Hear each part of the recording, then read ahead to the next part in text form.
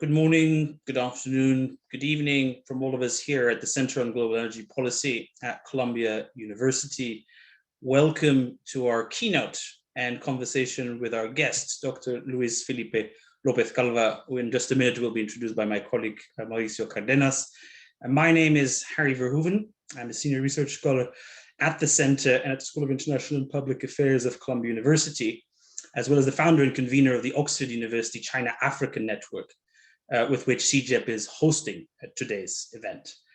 The discussion with Dr. Luis Felipe today forms part of a wider set of events that we're organizing today as well as in the new year, which focus very much on the interactions that both Africa and Latin America are having with questions of debt, energy transition, and structural transformation, economic fabric, and the ways in which they're trying to achieve the Sustainable Development Goals.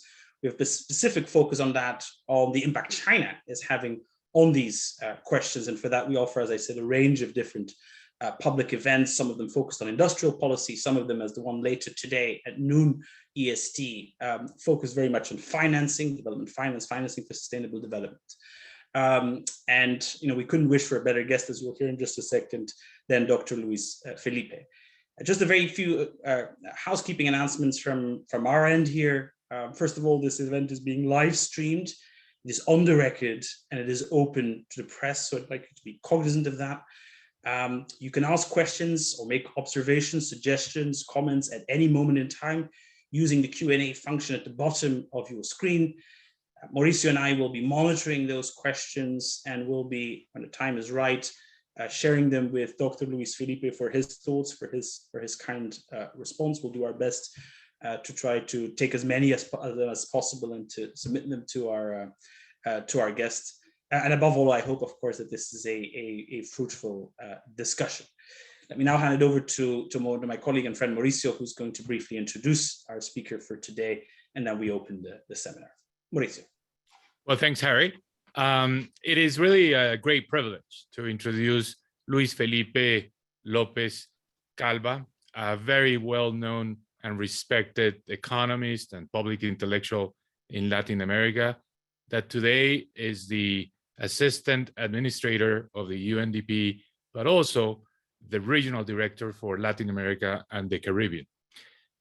Luis Felipe has held a number of very important positions at the World Bank, at UNDP, where he was previously chief economist for Latin America.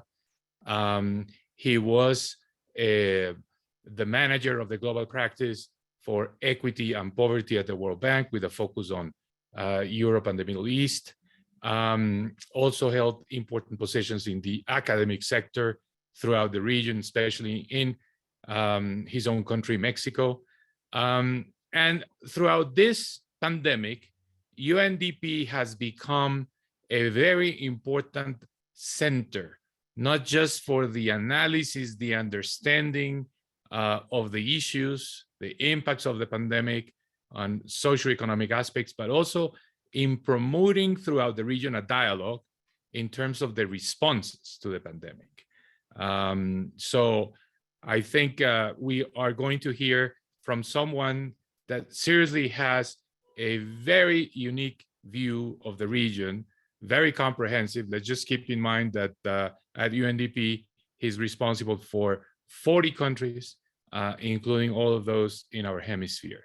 So without further ado, let's hear from Luis Felipe, his views, his thoughts, the challenges that the region has ahead, including, of course, the climate challenges, the SDGs, and then we'll open for a conversation, hopefully that you will participate through the Q&A, and we'll interact with Luis Felipe. So Luis Felipe, thanks for accepting our invitation. We're delighted to have you here, and the floor is yours. Thank you very much, Mauricio. I assume you can hear me well. I really want to thank you for this very, very generous introduction, and I have to say, as you know, that I have enormous respect for you professionally and personal affection. So thank you for that. Also, thank you, Harry Verhoeven, for the invitation. I think it's a very good opportunity for me as UNDP regional director to present our views and to get feedback from this very, very knowledgeable and sophisticated audience. I just want to thank, of course, Kathleen for the preparation of this event, and all the people who are connected and will be perhaps watching this later in the social media. So thank you for this opportunity. It's very important for us in UNDP to get your feedback on the way we are seeing the structural challenges in the region, but also how these are linked to some geopolitical developments. So thank you. Let me share a presentation that I have prepared for this occasion, just to guide the conversation, and then, as I will present for 20 minutes or so, and then we can open for a conversation. I understand you can see the presentation now, and I put it in presentation mode. Okay, so let me start by emphasizing what I want to stress, and I will also land at the end of this issue of the levels of higher uncertainty, and I will explain what exactly I mean by that. But that will be one of the messages, and one of the key elements in the recovery will be related to how we manage that uncertainty collectively. But first, we have said during this pandemic in UNDP that the future is not what it used to be, in the sense that even though you cannot predict the future, because it's always difficult, we could predict what predictions would tell us. And I think now the variance in terms of what predictions say has increased. So that's what it means when we say that the future is not what it used to be. The variance of the possibilities in terms of the scenarios has widened. And I think this is an important aspect. We always start with a very simple but meaningful point, that Latin America and the Caribbean is a region, it's a middle income region, but has not been able to consolidate middle-class societies in the sense of societies with cohesion and economic security. And we see the road towards that objective, we call it a three-lane road, which is one of productivity, inclusion, and resilience, because it's the opposite of what we see in the last decade, which is low growth, high inequality, and high vulnerability.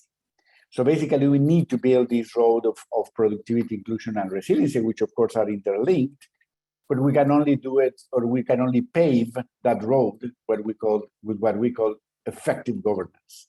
So this is, in a nutshell, the way we want to organize our work in the region, but always, and this is very important, we are, as UNDP, we have the mandate to accompany every government in the pursuit of the Sustainable Development Goals. 2015, 193 countries signed this very important political document that basically establishes these collective objectives. As we have said in other contexts, the idea is to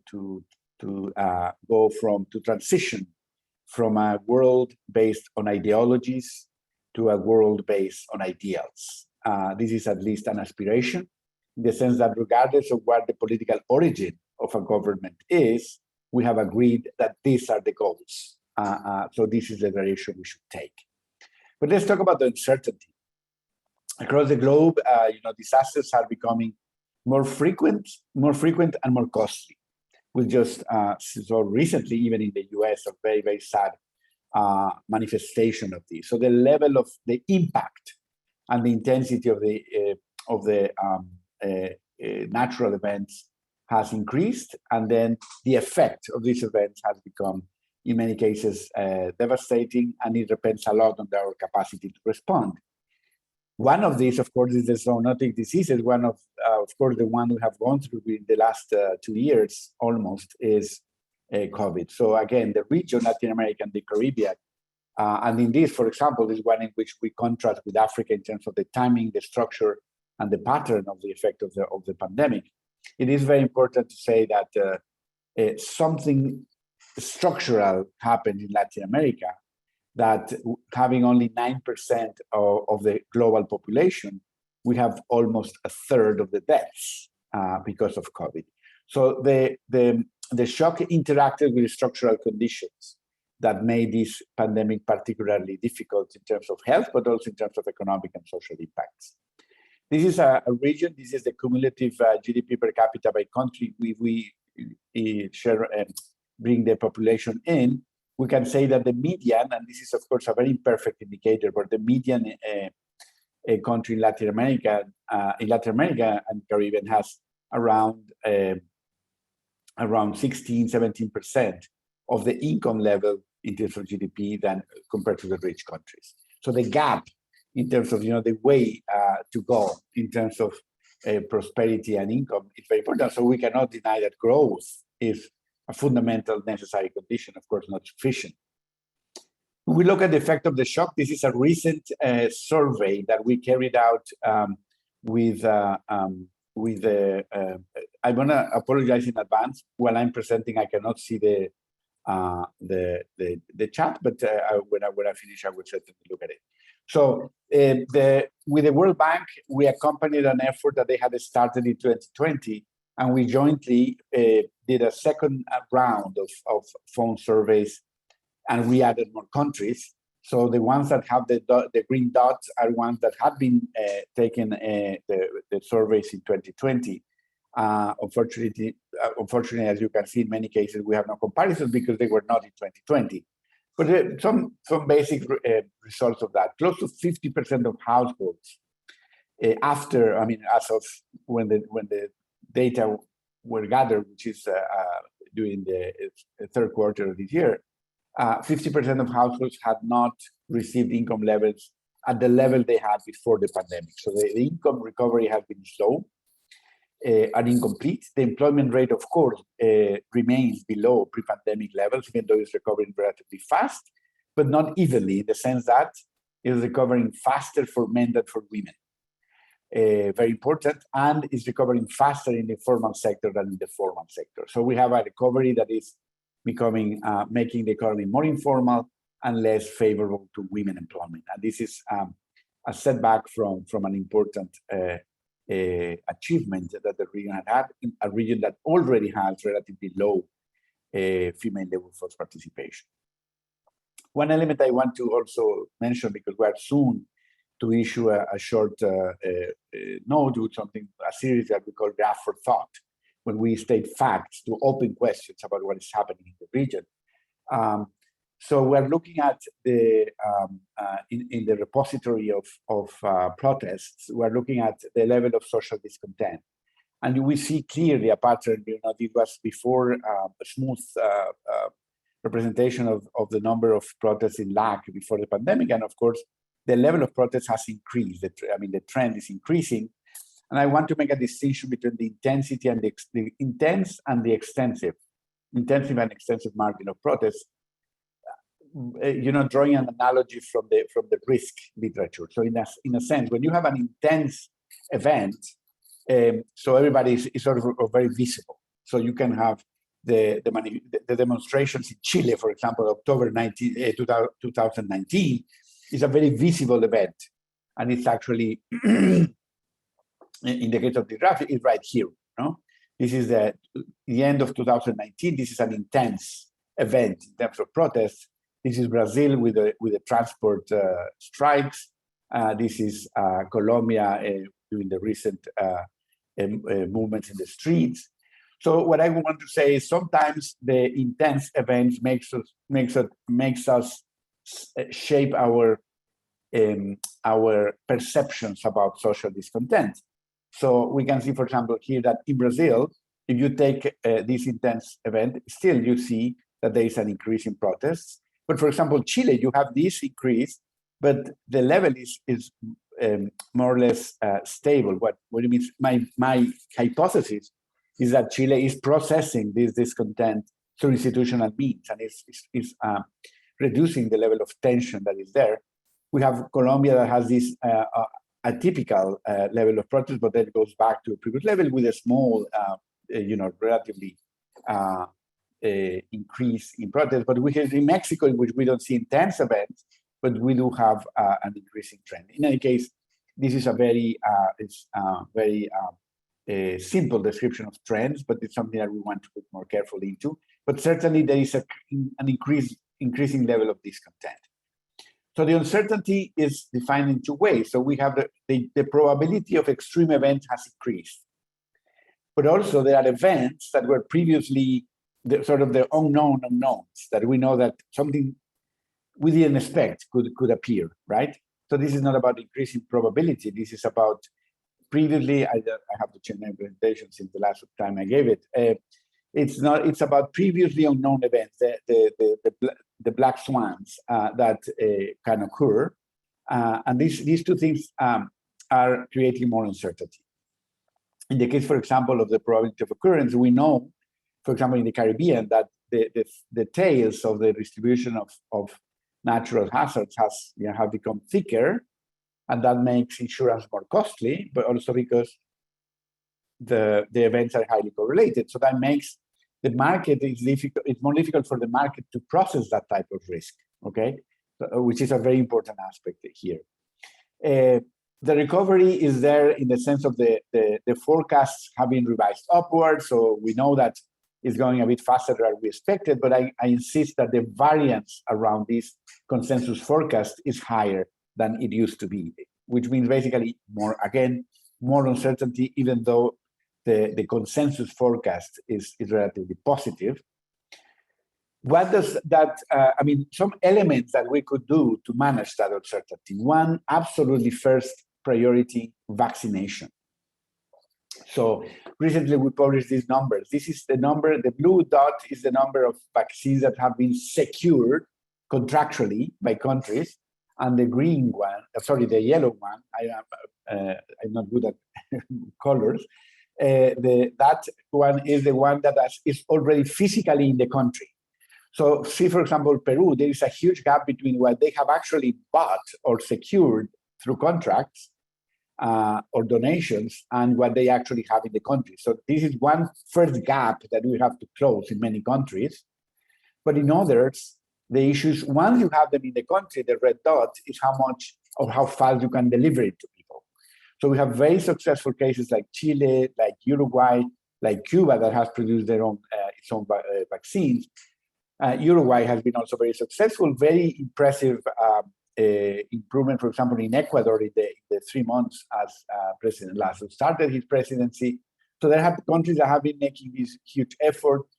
Colombia has vaccines and has to speed up the application, for example, but still there are these gaps. And on average, the region is about 50%, so long way to go. That's one element in which we can certainly reduce uncertainty by speeding up the level of vaccination as much as we can. We know that vaccination, in a sense, works. Why? This is the trajectory of the virus in Europe, which is driven by Europe. This is the global one. These are numbers by Philip Shelkins at the World Bank. You can see the increase in cases because of the new variant of the virus in this circle. But look at the flat line in terms of deaths. So this difference between this trend and this flat line is vaccination to a large extent. So we need to improve our capacity. The question is, if we look at how lagged Latin America has been in terms of the waves of new cases compared to Europe, we see around between 5-6 months. So the question is whether lag will have a new wave. If the last wave started around September, October in Europe, whether we would expect in lag a new high level 2 or 3 months from now, if we continue that pattern. Second aspect that is very important, as we know, is the stabilization of global trade and supply chains.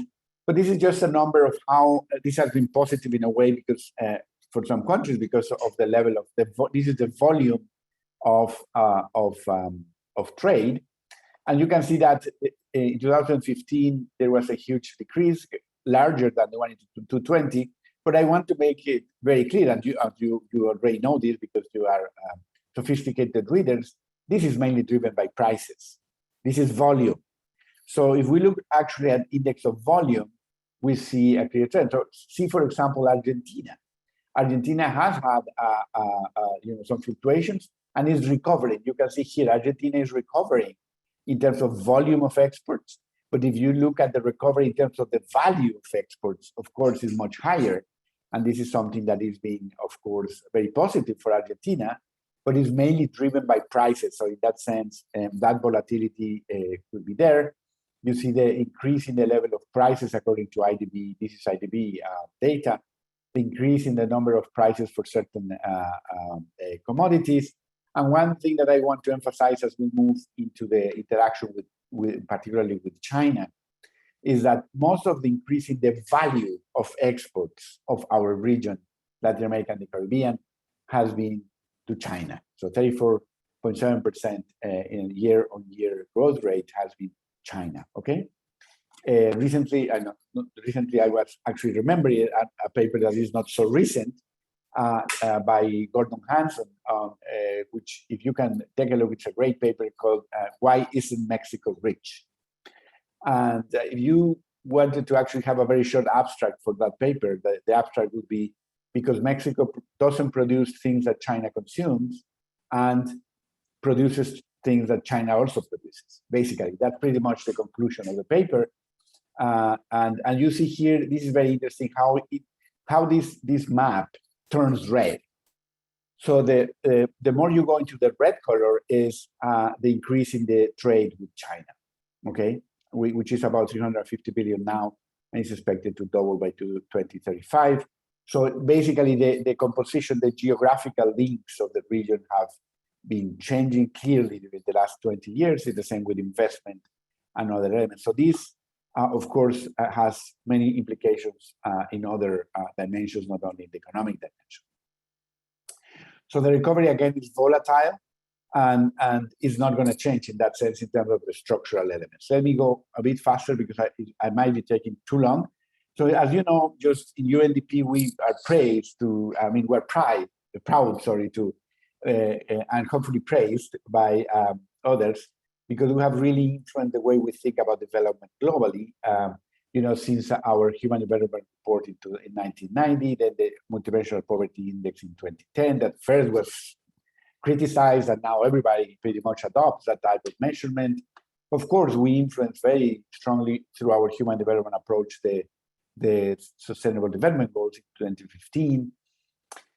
And now we wanted to bring this discussion about what the scientists call the Anthropocene. So we launched the report, our 30th anniversary of the Global Human Development Report was on the Anthropocene, which basically means the era in which the humans are shaping the dynamics of nature and all the risks involved in that. So in a way, we want to raise awareness of this issue, which is, of course, discussed in many dimensions. We want to bring a coherent conversation in terms of that, and how the risks in terms of the planetary imbalance are manifested in increasing level of intensity of shocks, and that reinforces inequalities, and that brings more pressures.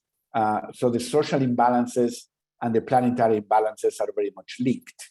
And of course, there is an economic link between those two. Okay, so this is the main point in our report on the planetary pressures.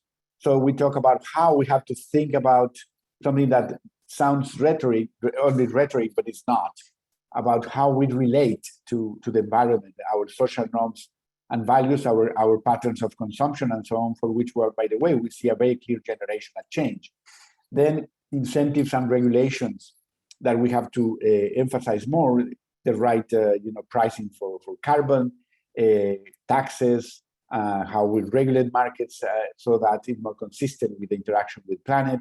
And of course, the idea of nature-based solutions and looking at the protection of the assets, of the natural assets, and different types of energy, renewable energy and so on, as drivers of growth and progress.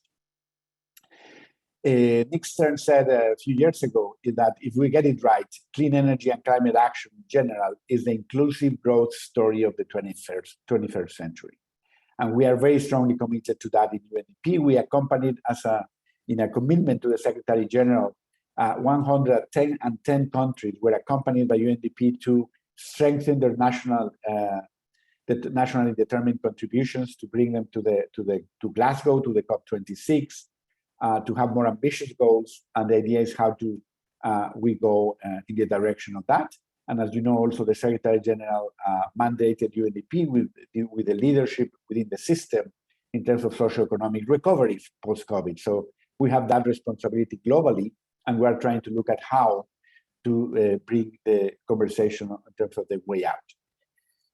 Finance, and with this I will land because I've taken already 25 minutes. So let me finish with the financing. This is a debt link. This was the forecast pre-COVID, and this is the actual composition. I mean, the trend in terms of debt by the IMF.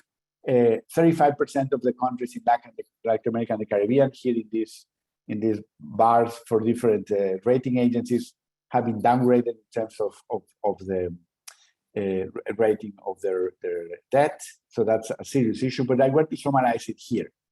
So in terms of the internal financing, we have more limited fiscal revenue. Somebody was saying recently, we have to acknowledge that the world is coming out of this crisis poorer. So we are poorer after this crisis. And in that sense, one of those dimensions is we have, by the way, because we had to spend money to deal with the crisis, to cope with the crisis, we are left with limited fiscal space. And then we have narrow space for tax reforms. It's very sensitive to talk about tax reforms at this moment. So internally, we have this very limited space for policy response. In the external level, we have overall increased levels of debt, even though there is very high liquidity. There is uncertainty about what is the evolution of interest rates in the months to come. And of course, we have these downgrades in credit rating. So that makes also complicated the external environment for access to finance. So we need to come up with new instruments, with new creative ways to have access to finance, and the link with sustainable finance is very important. Two examples on this. I'm gonna skip this because it's just another characterization of the structural problems in the region. Just to say that we believe that some of the issues can be dealt with policies, new policies. Others would require new rules. The case of Chile is an extreme one in which they decided to write a new constitution. And we have high expectations in terms of where that will go. And then overall, we need to create, and it's being, I think, the case that new coalitions of actors are being created to push in this policy arena for different policies and rules.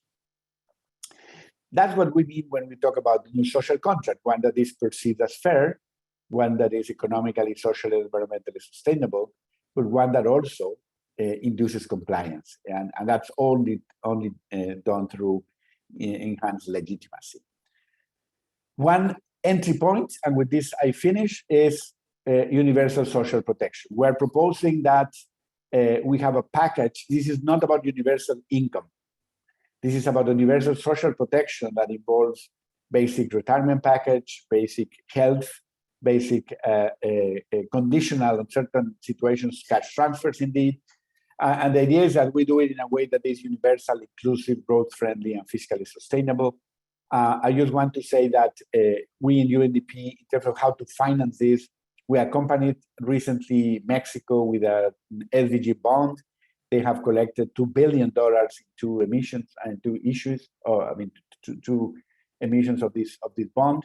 It's going, we already accompanied the first impact report.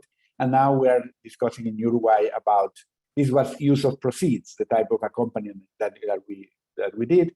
In the case of Uruguay, we're considering the possibility of being actually a verification agency that would do the methodology for the impact report. And in that case, it would be like a step approach in the sense that the interest rate will be a function of the indicators in terms of environmental impact of the proceeds of the policies. So in that sense, a country like Uruguay that is committed to energy transition and environmental goals should be rewarded by this commitment through lower cost of debt. And we as UNDP plan to play a role in the verification to investors in that respect. Sorry if I was a bit disorganized at the end. So many things I would like to say. But I think this is an opportunity to open the conversation. Thank you again for this opportunity.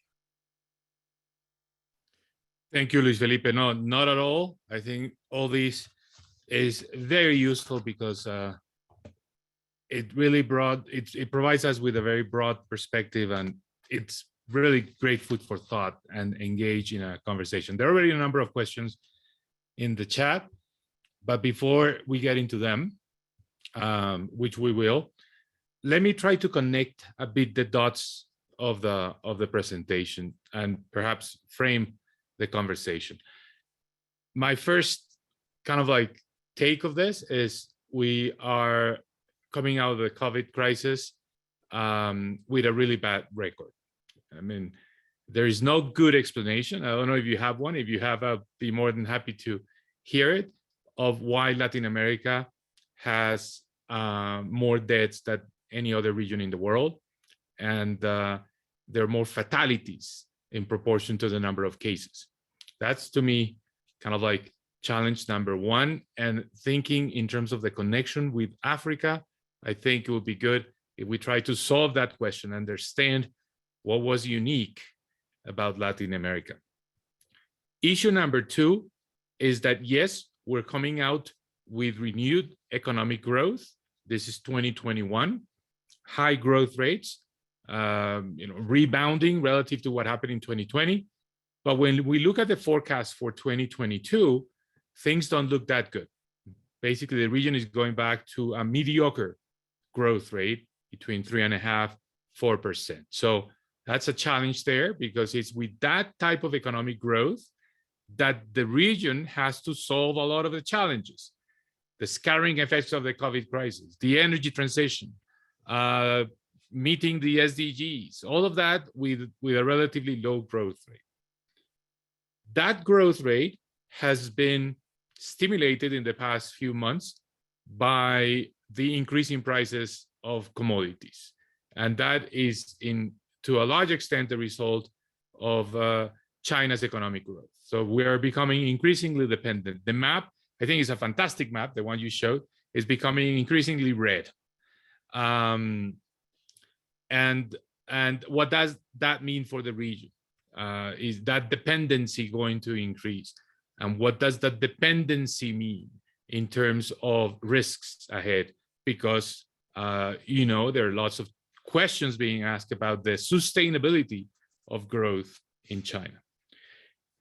And I also see from your presentation the issue that the region has become more socially and politically, and there's more unrest, it's more volatile. It's great data that you have in terms of these episodes of civil unrest, and in many countries the trend is increasing, clearly in the case of Mexico. And then to end, there's no money. We don't have money because the pandemic was very costly. It increased the amount of debt.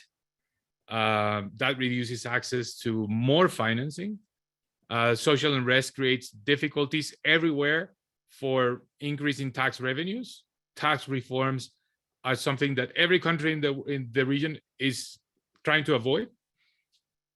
And at the same time, global financial conditions are tightening, and that means increase in interest rates. So it's not clear that we have access to the financing that is necessary to deal with all these challenges. So what lies ahead is a very complex time that I like to frame it in the direction of complying with SDGs, complying with the climate targets that the region has ambitiously adopted. The region is very ambitious. There's no lack of ambition in terms of the reduction of emissions.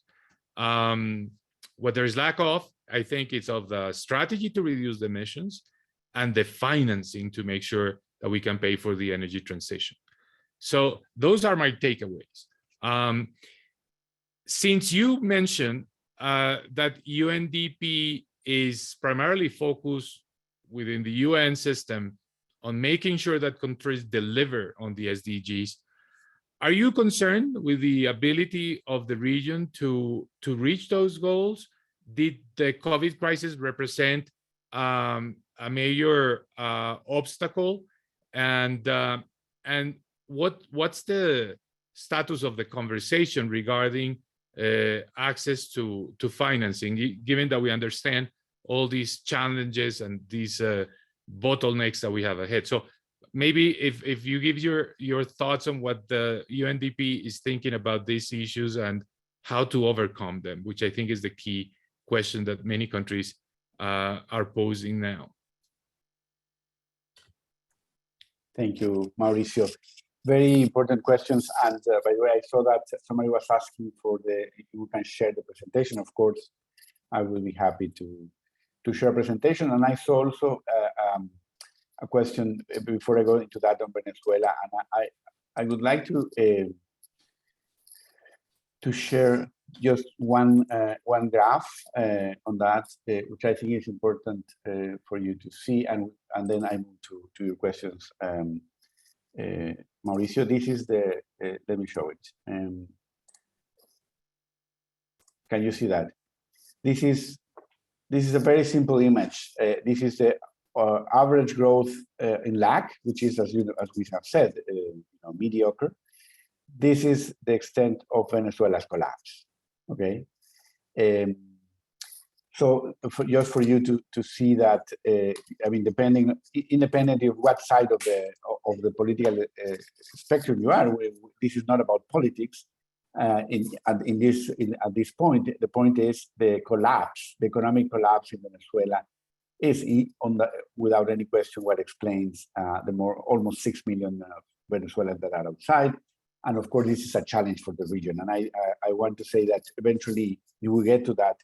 I think the migration flows in Central America and South America are a big source of a need. They need policy response and put also pressure on the fiscal side.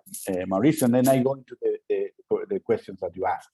First, SDGs, of course, the COVID is a huge setback in terms of, I think, in terms of SDGs. In many, for example, Peru, with official data, went 10 years back in terms of poverty reduction.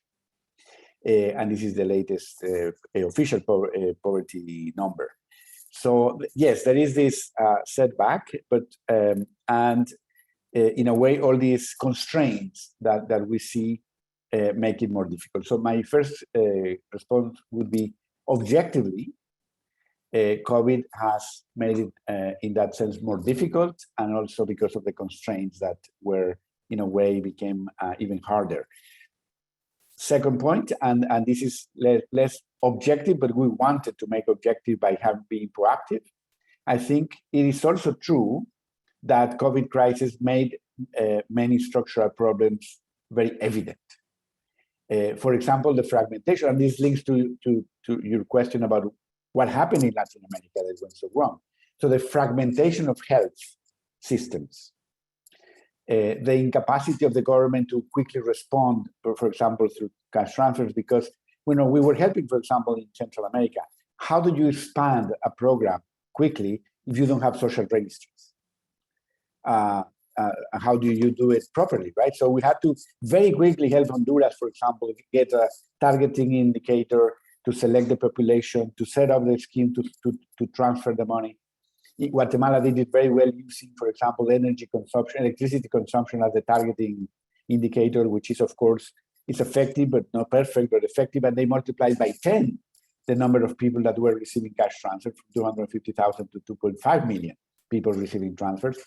But again, the fragmentation of the social protection infrastructure, I think, is one of the key elements. In Mexico, the estimation was that if you went to a public hospital because you were you were in a difficult situation with COVID versus a private one, the probability that you would die would be like 8 times higher if you go to a public hospital.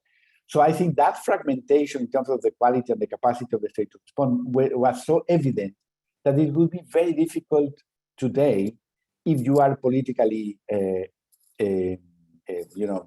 skillful, not to bring people together around the fact that this should be a collective objective. So that's why it's not automatic. I don't believe when people say this is an opportunity. This is a huge crisis, but it can be an opportunity if there is the right proactive response. And I think one of those elements is to create these coalitions around, for example, how to increase quality health for everybody, as a way to protect. It's not only rhetoric that if everybody is protected, we're all protected. So this crisis made it very clear. Other thing that made it very clear, fragmentation of education systems. I mean, the international impact of this crisis in terms of human capital destruction, as we estimated in Mexico, if you live in a poor state, it's almost 3 times the one in a relatively rich state, because you are connected, because you have parents that are educated that can compensate for the fact that you are not going to school. So the inequality impact of the education lockdown is very unequal. So I think the political space to bring people around these issues together is there, and it has to be, I think the opportunity has to be seized, and we as UNDP are doing as much as we can to do that, to try to bring people together around these principles. And this links to the other question you made, Mauricio. I think the fiscal discussion is not easy, but the fiscal discussion could be perhaps more inclusive or more reasonable for many actors if you put the objective upfront. So the idea, if you talk about all these elements and you say, this is what we want as a society, and this costs this much, why don't we all contribute to this? Because sometimes the fiscal space has been seen as an objective in itself. So you say, we need a fiscal reform because we only collect so-and-so % of GDP, we need to collect more. But first, we propose that first you should discuss what for. You should really have a very ambitious social plan, bring people around that, and when people are at the table, then you decide who can contribute more and more, and in some cases make it realistic. I know, again, politically sensitive, but I have talked about wealth that cannot be movable. So, for example, property taxes. We collect very little in property taxes. There are many ways in which, not many, but some ways in which you can actually open a fiscal space in a way that is realistic. Because establishing just a wealth tax on paper, we know that it's not going to work just like that. We have to be practically, we have to be clever, we have to be practical in the sense of let's make it work. And for example, one possibility is property, and we can think of others. Otherwise, it's very easy to put it on paper, but it can be avoided. But basically, when we say that the crisis is about governance and the way out is about governance, this is what we need, in the sense that governance in different respects. So one of them is bringing people together and try to reach basic agreements, and then say, okay, let's see how much it costs. Let's try to contribute to that. And again, the crisis does make this more visible, so potentially people could be willing to come into the table. In Panama, 2 weeks ago, President Cortizo presented a very ambitious plan that was done through collecting literally the opinion of hundreds of thousands of people in Panama, with a platform that we created in UNDP called Agora, which is a very safe, transparent platform for public participation. And many people praise the fact only that they were able to be, they were listened to. They felt that the government was listening to them. And then the president came up with this very good, I think very good political event, where they brought a lot of actors, different important actors politically, and they said, this is what people have told us. This is the kind of engagements that, in my opinion, could really go in the right direction. And finally, when we talk about governance, we talk about establishing the conditions institutionally for private sector to be a key actor in the recovery. Because I think we talk a lot about recovery, and we always talk about government doing this, doing that, but at the end, the real engine of recovery has to be the private sector.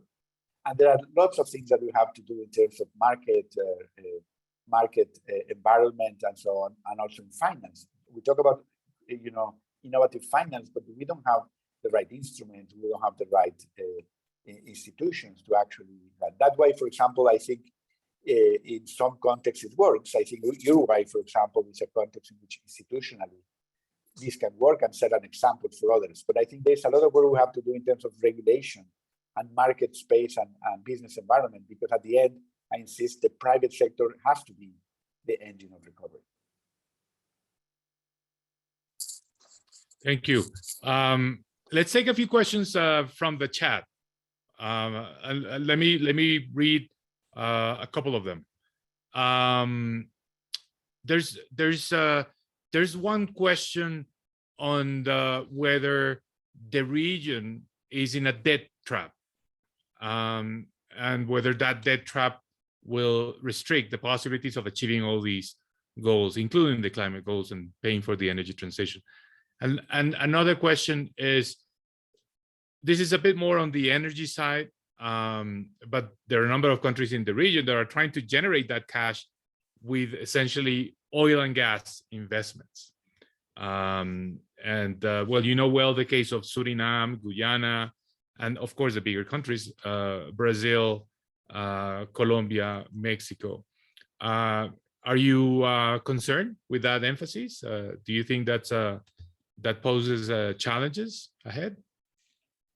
So on this latter issue, we are, as you can imagine, in constant dialogue with the countries in this respect. There is one, of course, aspect in which we continue to push for the idea that we should reduce the production of fossil fuels.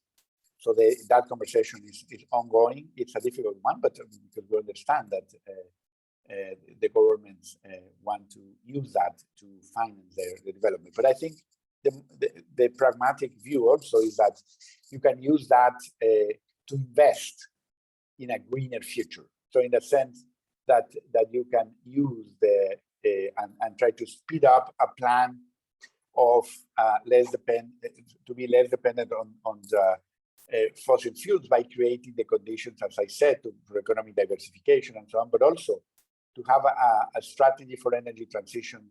I'm talking about this, as you said, Suriname, Guyana, and so on. The idea is that you turn all that potential wealth into social investment and into investment in environmental transition. And I think that is the conversation that is very important, requires a lot of technical assistance. And as I said, and as you can imagine, Mauricio, also institutional reforms, because again, energy transition also requires institutions that can make that transition possible. As the same as in the case of economic diversification, you need to create the conditions. We have in UDP the largest portfolio in, for example, in GEF, Global Environmental Fund, or Global Climate Fund. And in that case, the governance sometimes, for example, payment for environmental services, which is a very good idea and it works very well. And it's actually very progressive because you pay to communities to protect nature. It works very well, but it requires a very clear governance in order not to be, it has to be transparent, it has to be very clearly accountable. So all that requires strong institutions. So in a way, we cannot just expect this to happen without thinking about creating the right governance that is transparent and something that people can believe. And as I said, in the case of the trust, the legitimacy gap has to be breached. I think building trust, because people don't believe in that the government is being fair or delivering to responding to their needs. If the legitimacy is broken, things become much more difficult. And I know that I'm not talking that much about Africa, and I have a deficit, and I apologize in advance. But I am very respectful of people who know about Africa, and I prefer to stay to the region that I know better. But I can tell you that what people have said, for example, Africa is in a way the flow of people, particularly certain parts of Africa, is not as Latin America is much more connected. And that could have an effect on the level of exposure to the pandemic, but to the question about how Latin America fared differently. And again, the fact that we have very high informality, people couldn't stay home during the pandemic could explain that. In terms of the debt, I think definitely we are at higher levels of debt. And the issue there is whether we can come up with credible fiscal plans that can, I mean, what you need, I think what investors want, if they want to put their money into certain bonds, they want to see fiscal plans that are credible. So in a way, there are this idea of, start to swap, at least at the margin, some aspects of, some debt into debt that is more, that is cheaper, but more focused on or committed to environmental action. Even facilities that could, some IFIs could open clearly facilities for access to funding based on environmental action. But in general, I think the debt issue is not cannot be dealt with without thinking about the fiscal issue, right? Really, I mean, what you need is a very clear, solid fiscal plan, which will give the possibility of investors to see clarity and then to be able to fund a plan that is there. The issue that if you have a lot of uncertainty on the fiscal side, that makes it more difficult to access the funding. That's the way, maybe unrealistic, but that's the way I see it. Thank you. I know, Harry, if you want to jump in.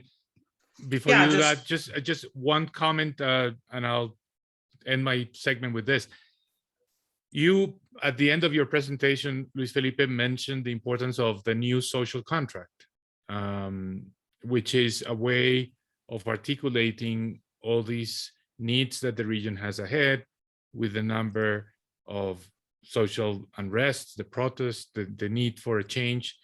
It is in the spirit of that new social contract, which I also would frame as the new institutions that are needed in the region, that we have to come up with a formula that will allow for the oil and gas sector that is expanding in the region, in many countries, to help finance and pay the energy transition. It's not at all clear how that is going to happen, and how are you going to channel the resources coming from oil and gas into the energy transition, into the climate goals.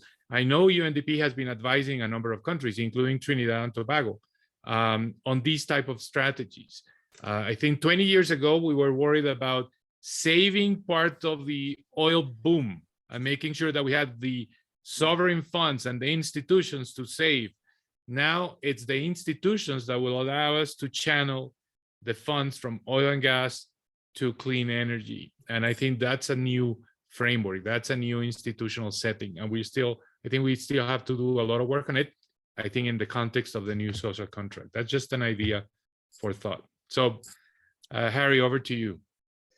Yeah, thank you, Mauricio. I mean, just two quick questions, also picking up on some of the observations made in the Q&A by our audience members.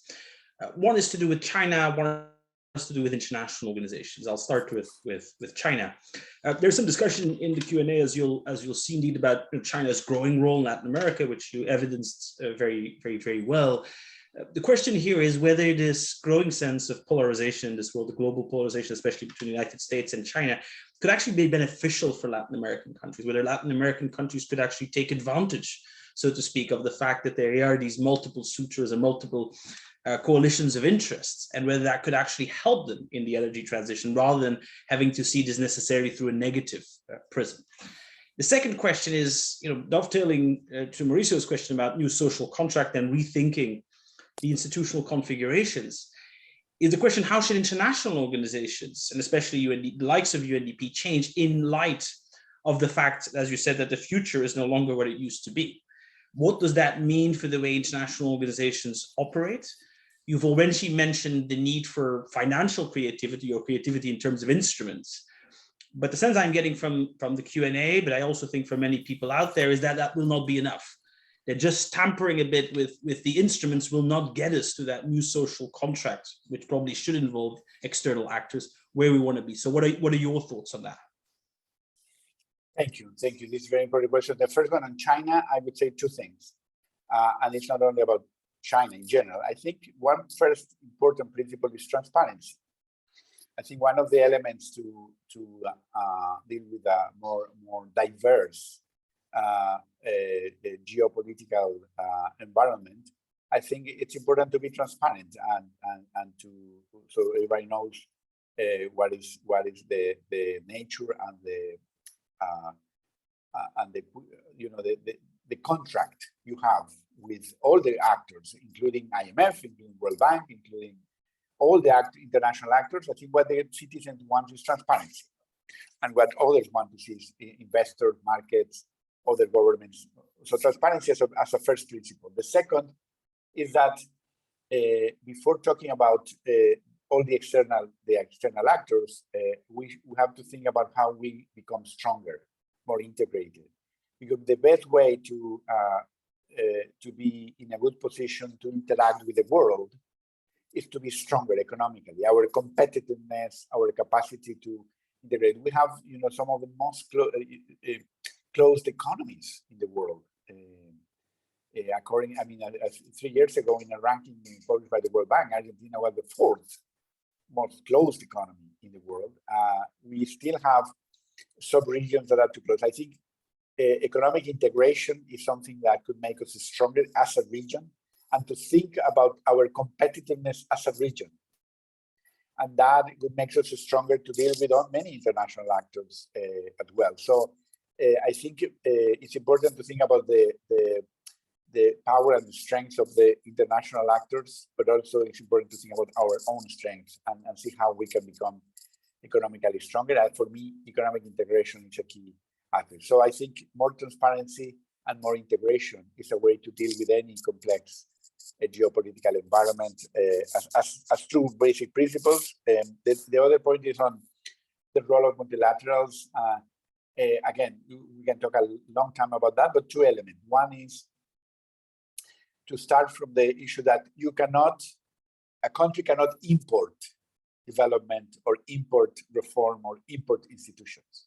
So our role is to accompany local actors and to create the spaces for local actors to reach new agreements, to find the sovereign solutions, and we're there to support with a clear mind in terms of what is the power balance in the country and how we can help particularly certain vulnerable populations be part of that conversation. So I think that bringing a more sustainable and equitable recovery we can play a fundamental role. I can tell you that in Latin America and the Caribbean, we have grown as UNDP in recent years. We are now more than double what we were 4 years ago in terms of our engagement with countries. But a lot of that is taxpayers' money from Latin American countries that we are helping countries implement. So we have a responsibility with the local citizens. This is not the old tradition in which donors give money and UNDP brings the money. This is accompanying governments to use their own citizens' money in many cases, at least to a large extent. And in that sense, it has to be driven and led by local actors.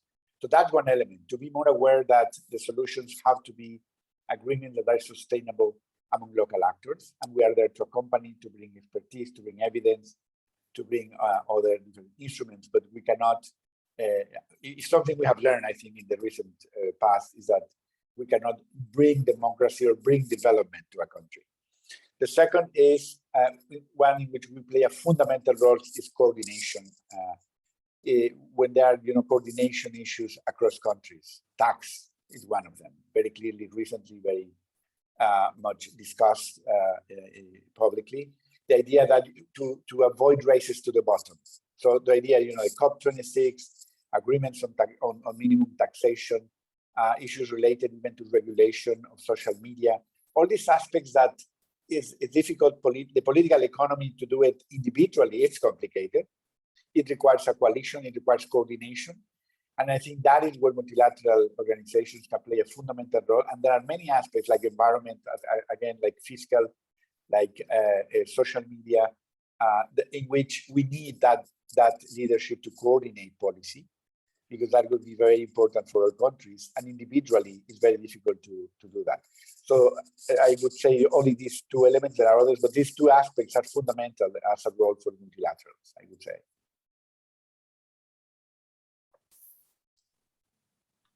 Well, I think it's time to end this fascinating conversation, and thank you, Luis Felipe, for your time, for your thoughts.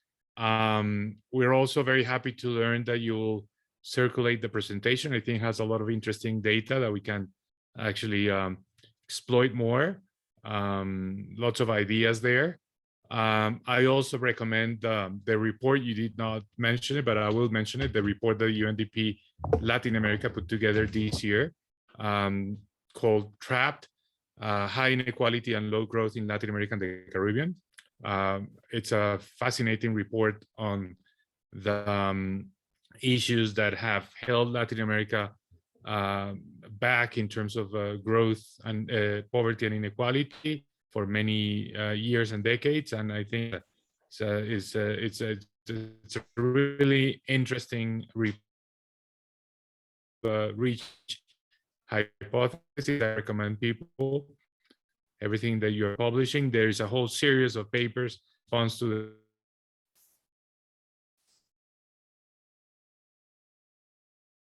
time. And we hope to see you again in the near future in another one of our events. Thank you so much. Mauricio, thank you, Harry. Thank you for mentioning the report. Indeed, many of the ideas here come from that report led by Marcela Melendez, our chief economist, and a great group of economists. And thank you for this opportunity. This is a sophisticated audience, and I learned a lot from this interaction. And it's always also challenging to talk in front of Mauricio, who is one of the best ministers of finance in the recent past. So talking about debt in front of Mauricio is always a challenge. But thank you. Great to be part of this conversation. Thank you so much. Harry, we'll see each other in a little while. I was just going to say final quick announcements for our audience at 12 o'clock, again, Eastern Standard Time. We'll have our next event, our next session, which, as we said, is specifically on the financing for sustainable development. Luis Felipe has already given us a bit of a primer in terms of his thinking. We've got a number of other panelists reflecting on those questions. So please join us in just under 2 hours for that. But also from me, thank you so much, Luis Felipe. This was fascinating. And we certainly look forward to engaging more in the future. Thank you again. Thank you for the opportunity. Bye. All right. Thank you very much to everyone, and hope to see you all again soon. Bye-bye.